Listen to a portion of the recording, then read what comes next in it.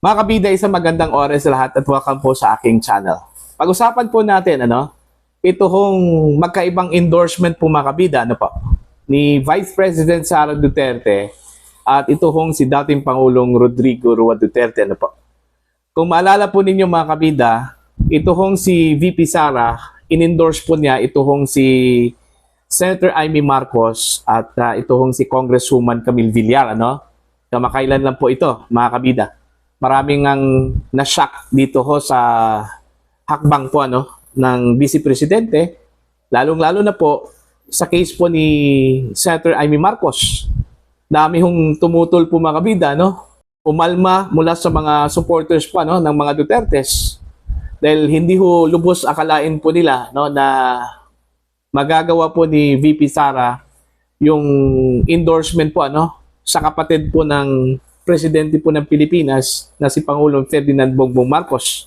Alam naman po natin kung gaano ho katindi yung galit po ng mga supporters po ng mga Duterte kay PBBM dahil ho sa kaniyang ginawa po mga kabida sa pag-aresto kay dating Pangulong Duterte at pagsuko po sa kanya mga kabida doon po sa International Criminal Court.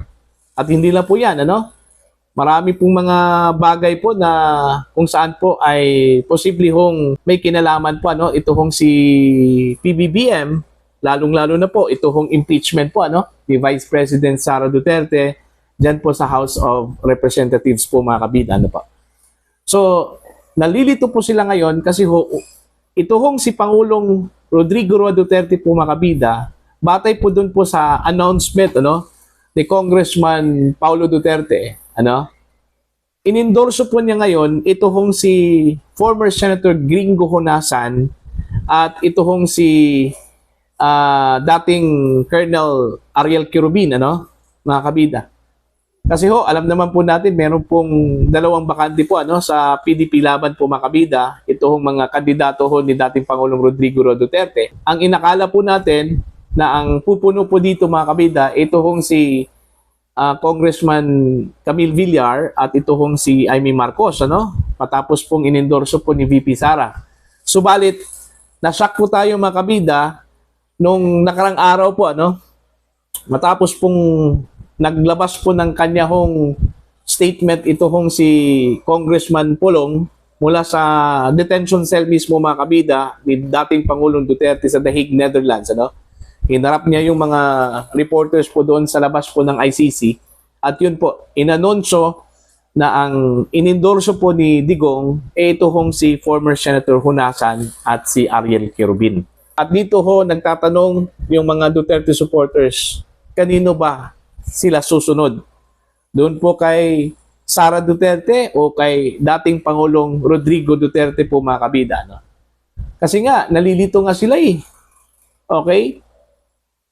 Kumbaga, nasa 14 senatorial bets yung kanilang inendorso ng mga Duterte po, Dalawa po kay Vice President Sara at dalawa po kay dating Pangulong Rodrigo Duterte. So, sino ang susundin po, ng mga supporters po ngayon? Ng mga Dutertes po mga kabida? Ito hong mga DDS. Okay? Yung inendorso po, ni VP Sara na si Amy at saka si Camille, or ito hong inendorso po ngayon ni dating Pangulong Duterte na si Honasan at saka si Quirubin. Okay? Ito ang aking basa po dito mga kabida.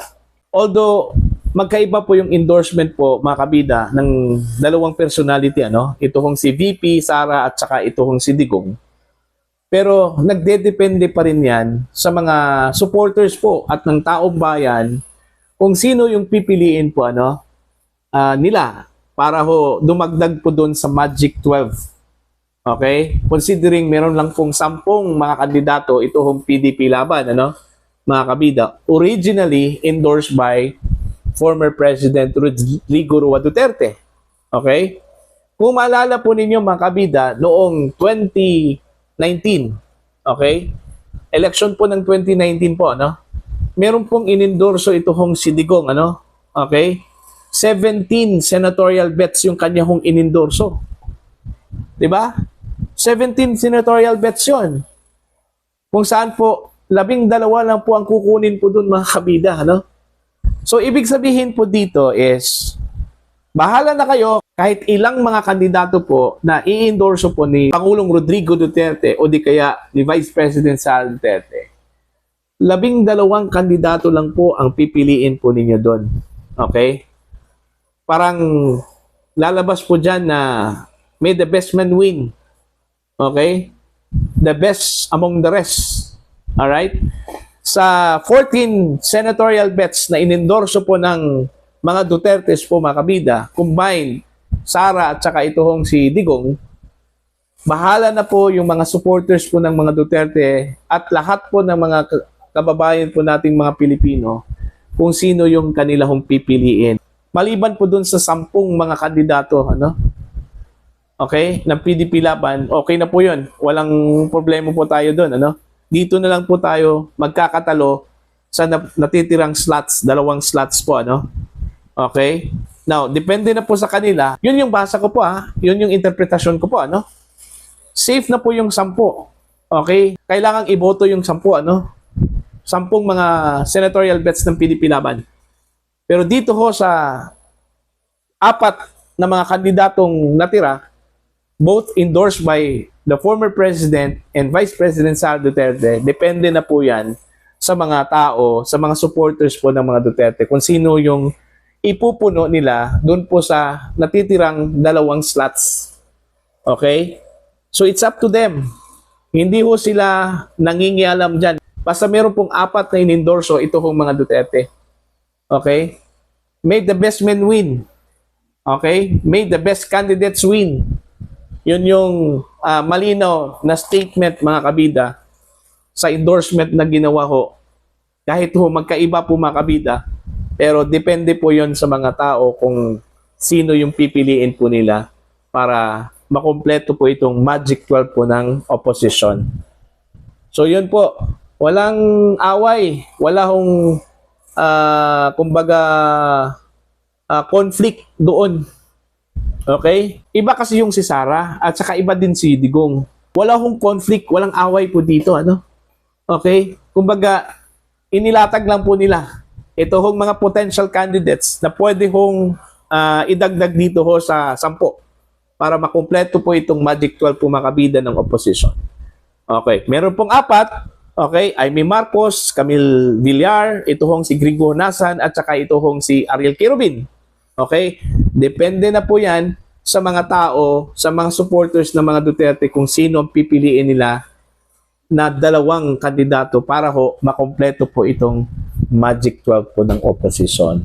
Yun yung pagkakaintindi ko po, mga kabida. No? Kasi ho, ginawa kong pattern yung 2019 elections kung saan po, yun nga, nag-endorso po itong si Digong ng 17 senatorial candidates. So, ibig sabihin, yung 5 po doon, mga kabida, ay out na po, ano? Okay? Kasi 12 yung kinakailangan po dyan sa Senado.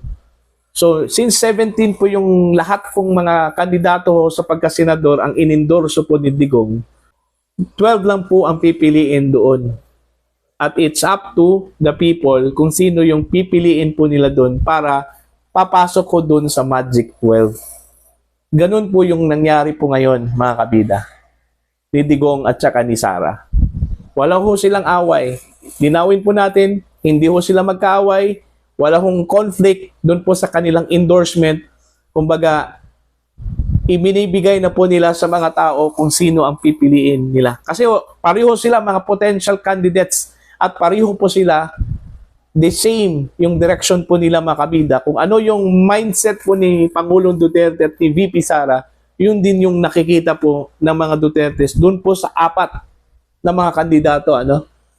Magkapareho po sila ng mindset, wavelength, at saka direction.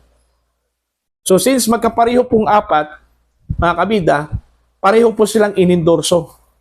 Okay?